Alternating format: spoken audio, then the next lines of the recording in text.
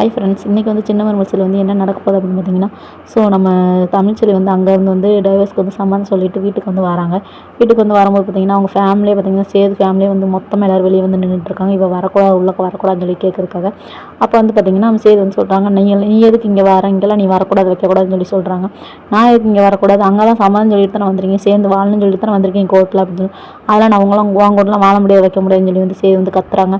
அதனால் வந்து இங்கே வந்து என்கிட்ட வந்து பேசக்கூடாது, நீங்கள் அங்கே கோர்ட்டில் வச்சு சொல்லியிருக்கணும் அப்படின்ற மாதிரி வந்து தமிழ்ச்செல்வி வந்து சொல்கிறாங்க. சரின்னு சொல்லிட்டு அவங்க பாட்டி சொல்கிறாங்க, சரி சேர்ந்து வாழ்ந்து தானடி வந்திருக்கு, சரி இப்போ மாடியில் போய் உட்காரடி, போய் மாடியில் போய் ரெடி ட்ரெஸ் எல்லாம் கொண்டு உள்ளக்கு போடி அப்படின்னு சொல்கிறாங்க.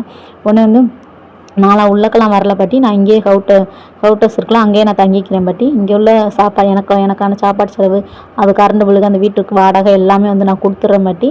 நீங்கள் வந்து அதுக்கெலாம் நீங்கள் வந்து எனக்கு வந்து எந்த ஹெல்ப் பண்ண வேண்டாம், இவர் மட்டும் என் கூட வந்து சேர்ந்து வந்து வாழ்ந்தாலும் எனக்கு அதுவே போதும் அப்படின்னு வந்து சொல்கிறாங்க. அதுக்கு பார்த்திங்கன்னா நம்ம சேர்ந்துன்னு சொல்கிறாங்க, ஜென்மத்துக்கு அது நடக்காது, நான் கூட வந்து சேர்ந்தே வாழ மாட்டேன்.